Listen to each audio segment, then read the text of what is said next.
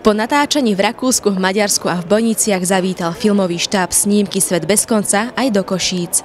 Stredobodom záujmu sa stal dóm svätej Alžbety. Vhodný chrám hľadali v 7 krajinách. Prečo si napokon vybrali práve dóm svätej Alžbety? Because it's one of the most beautiful cathedrals in all of Europe.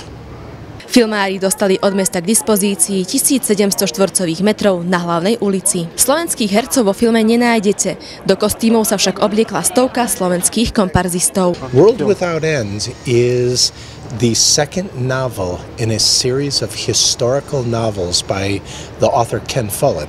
Pred natáčaním museli filmári odstrániť z katedrály akékoľvek náznaky modernej doby.